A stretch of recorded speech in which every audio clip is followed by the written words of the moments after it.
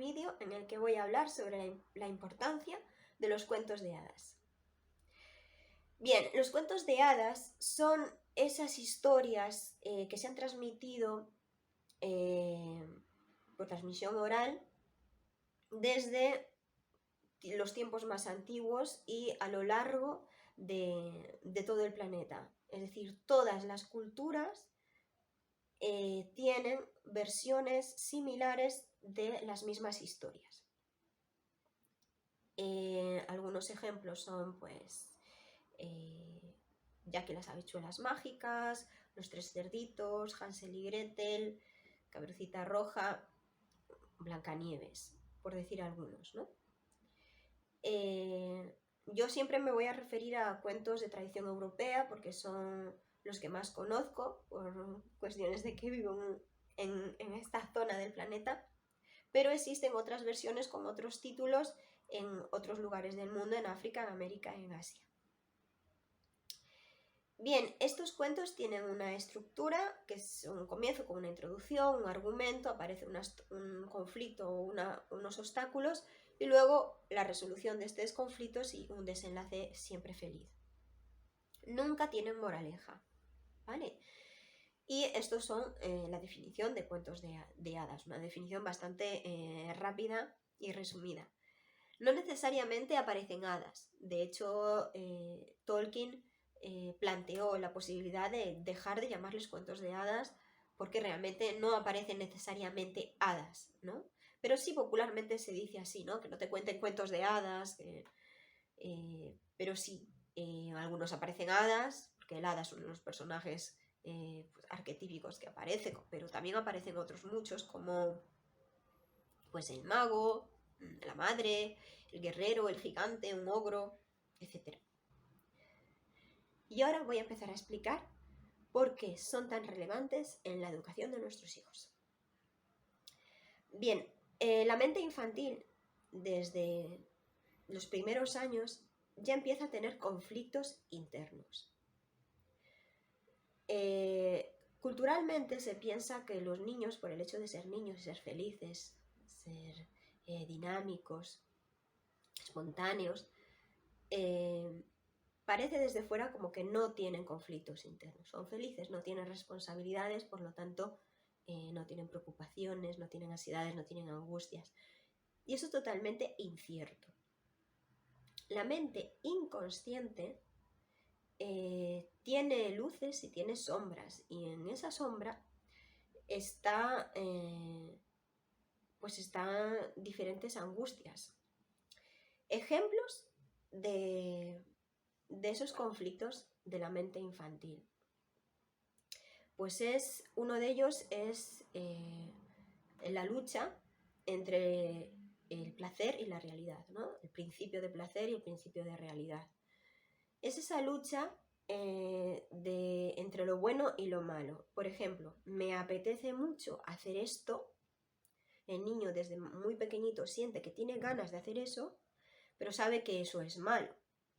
Entonces entra en conflicto porque dice, entonces yo soy malo. O está haciendo algo que sabe que es bueno, que está actuando bien, pero no le está gustando, no lo está disfrutando, le apetecería hacer mejor otra cosa que sabe que no es tan correcto. Entonces entra en conflicto. Entonces así mismo piensa, entonces yo soy malo, en realidad soy bueno, porque a veces soy bueno, a veces soy malo. Está construyendo su identidad y entra en conflicto porque evidentemente la mente necesita generar esos conflictos y esa sombra para poder llegar a la luz, ¿no? En la medida en la que conocemos nuestra parte de sombra, podemos darle luz, ¿no? A esa sombra y convertirla en algo más pequeño cada vez o simplemente conocerla y poder gestionarla. Otro conflicto que aparece en la mente infantil, que tienen los niños todo de manera inconsciente, es la lucha entre la dependencia y la independencia. Los niños, por un lado, dependen de sus padres y quieren vivir con sus padres toda su vida, ¿no? A esa edad tan tierna piensan que sus padres van a estar con ellos siempre y lo necesitan, y en aquel momento es así, en esa fase de desarrollo es así, necesitan a sus padres, pero a la vez tienen una gran pulsión por ser independientes y por no necesitarlos, quieren hacerlo ellos solos, quieren ser capaces de separarse de sus padres, ¿no? Lo que se llama la separación de los padres, y empiezan a ver que pueden ser capaces de hacer cosas y eso les da poder y les gusta el sentirse separado de sus padres, pero a la vez entran en conflicto porque quieren y necesitan de sus padres, ¿no? Esa lucha entre dependencia e independencia. Bien, otro de los conflictos que tiene el niño, que tienen las niñas, es la lucha con el adulto, la lucha con las personas adultas. ¿Por qué? Porque ellos se dan cuenta de que los adultos, o la adulta que lo acompaña, las adultas que lo acompañen, tienen más poder y tienen de hecho poder sobre ellos, pueden tomar decisiones por ellos. Y no les gusta porque en muchas ocasiones no están de acuerdo con esa decisión. Quisieran decidir lo que ellos quieren, pero lo que ellos quieren no pueden. ¿Por qué? Porque el adulto no se lo permite, ¿no? Entonces, una parte de ellos quisiera vencer, ¿no? Ese poder que tiene el adulto y imponer el suyo propio, ¿no? Otro conflicto es los obstáculos que aparecen por ser pequeño. Se dan cuenta de que ser pequeño les impide hacer cosas y sin embargo a la hora, en medida en la que creces, te es más fácil hacer determinadas cosas. Entonces, por un lado, quieren ser grandes, pero a la vez les da miedo el hacer cosas que no saben hacer, ¿no? Entonces dicen, ¿seré capaz de hacerlo? ¿No seré capaz? En un principio no es capaz, pero luego con la repetición, con el paso del tiempo y con la maduración lo acaban consiguiendo. Pero mientras se están enfrentando a un obstáculo. ¿Por qué? Porque sienten que son pequeños, sienten que no pueden. Otro conflicto de la mente infantil es el complejo de Edipo, complejo de Electra, pero bueno, se generaliza llamando así complejo de Edipo, que es esa sensación de tener una situación de privilegio dentro de lo que es de sus padres. Por ejemplo, un niño se siente privilegiado a ojos de su madre y entra en lucha con el padre, o una hija se siente privilegiada a ojos de su padre y entra en lucha con la figura de la madre. Y bien, hay muchísimos más conflictos, pero estos son los principales. Y los he tocado estos en concreto porque son los que se trabajan a través de los cuentos de hadas. Entonces, ¿por qué son tan importantes los cuentos de hadas? Porque los cuentos de hadas estaban redactados para solucionar conflictos de la mente del adulto y se utilizaban como a modo de terapia. Entonces se han infantilizado, o no infantilizado, pero sí versionado para adaptarlos a la mente infantil y efectivamente sirven para aliviar y solucionar muchos de los conflictos que expliqué anteriormente. Por tanto, los cuentos de hadas están escritos para ir al inconsciente del niño y sacar a la luz esos conflictos, que el niño pueda vivir esos conflictos que siente interiormente a través de las historias de los personajes y viva también de esa manera simbólica la resolución de los mismos. De hecho, la tradición es contar los cuentos por la noche antes de dormir. ¿Por la noche por qué? Porque la noche es ese momento del día en el que hay más oscuridad y por tanto nos viene inconscientemente nos vienen a la mente ansiedades, angustias, preocupaciones. Y contar el cuento de noche es como una terapia que le ayuda a nuestro cerebro a decir, tranquilo, no pasa nada, todo va a ir bien. ¿Por qué? Porque los cuentos de hadas tienen final feliz y entonces el niño vive ese conflicto a través del personaje o de los personajes y ve cómo ese personaje con el que se identifica solventa esos obstáculos y entonces se genera en su mente esa sensación de bienestar y descansa tranquilo. Entonces esas son las dos principales razones por las que existe la tradición de contar cuentos antes de dormir, ¿no? O cuentos para ir a dormir, o venga, vamos a contar el cuento antes de ir para la cama, etcétera, etcétera. Y viene de ahí. características de los cuentos que ayudan al niño a solventar esos conflictos. Por ejemplo, esa manera de comenzar el cuento con érase una vez hace mucho, mucho tiempo, en un lugar muy, muy lejano, es una manera de viajar al inconsciente del niño, ¿no? Es esa parte, efectivamente, el inconsciente en nuestro cerebro es esa parte tan primitiva, tan lejana, que tenemos en común con las personas de la antigüedad, que nuestros ancestros de hace 10.000 años, más de 10.000 años, y guardamos esa raíz común, ¿no? Hace mucho, mucho tiempo, en un lugar muy, muy lejano, porque el inconsciente es esa parte del cerebro más escondida, ¿no? Otra manera en la que, por ejemplo, trabajan ese conflicto de dependencia e independencia es el que exista un bosque. El bosque es la mente del niño.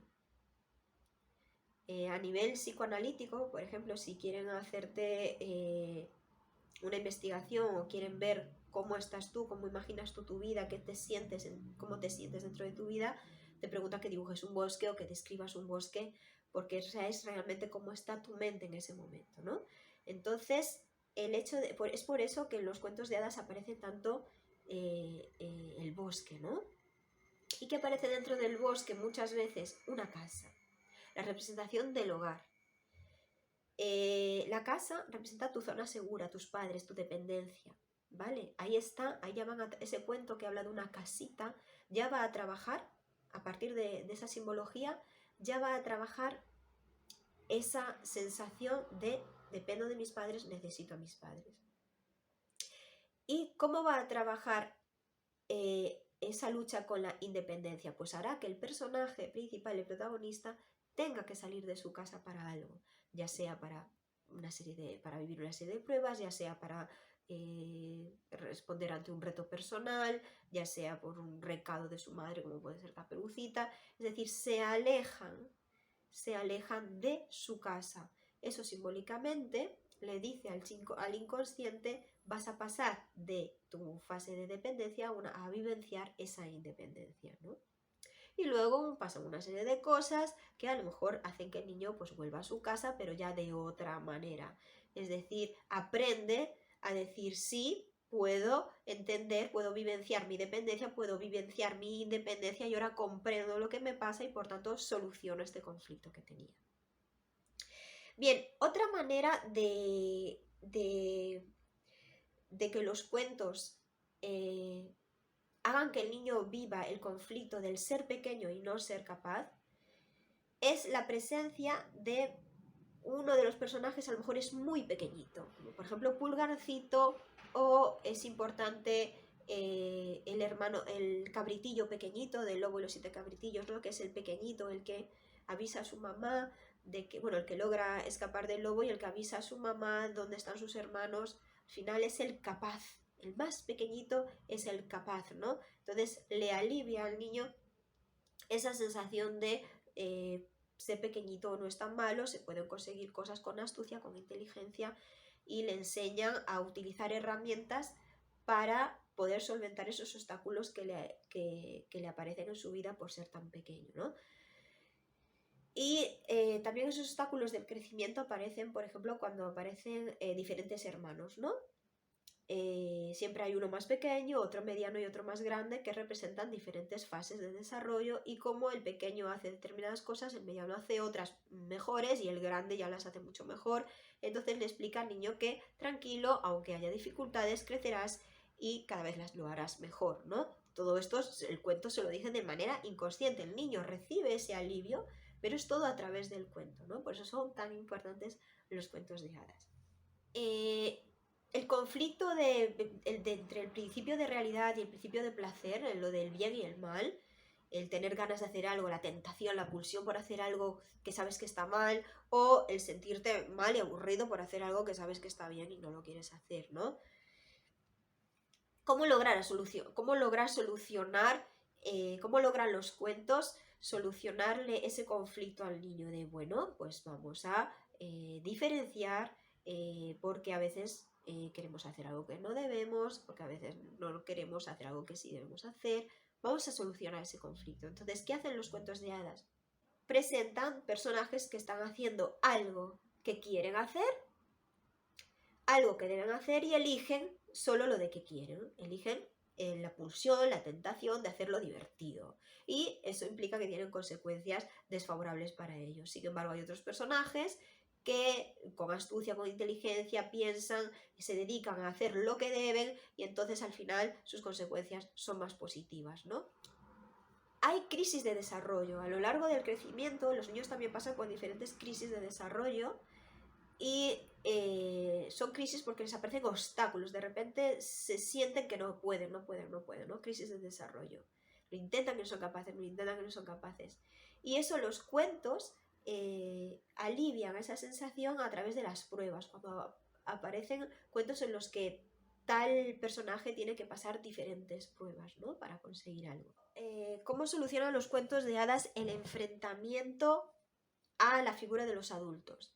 Para eso, los cuentos de hadas presentan el personaje del gigante, que representa al adulto, a veces es un ogro, un dragón enorme, y es como todo muy grande, ¿no? Porque a ojos del niño, evidentemente, el adulto es algo muy grande, y a través de estos personajes, que al final son vencidos, el niño satisface esa ilusión que tiene de poder vencer muchísimas veces al adulto y decir, pues no, pues ahora es lo que yo diga, ¿no? Y finalmente el último conflicto es el el complejo de Edipo o de Electra, que para ello, por ejemplo, un niño que vivencia, una niña que vivencia que tenía como que su madre en un principio era una madre muy buena porque satisfacía todas sus necesidades y apenas ponía límites porque era muy pequeñita y todo iba bien y todo gira alrededor de ese bebé, de repente ese bebé crece y la mamá empieza a poner límites y a decir esto no, esto no, esto no. Y entonces aparece como una mamá mala. De repente la niña empieza a ver a su propia madre ya no tan buena, ¿no? Este conflicto de mi madre es buena, ahora no es tan buena, mi madre es mala, ¿no? Pero yo la quiero y entonces, ¿cómo hago? Bueno, pues este conflicto se hace a través de la figura de la madre que fallece, o sí, generalmente fallece y aparece una madrastra, ¿no? Que de repente sí representa, sustituye a una especie de madre, pero lo hace ya de otra manera, ¿no? Y entonces el padre, que tiene ahí también parece bueno, pero se deja llevar por las decisiones y la influencia de esa madrastra, ahí lo que se está gestionando es ese complejo de Edipo, que es esa sensación, ese conflicto que siente el niño hacia su madre o hacia su padre. Y bien, con esto doy por acabado la explicación de la importancia de los cuentos de hadas, espero que os haya gustado y nos vemos en el próximo vídeo.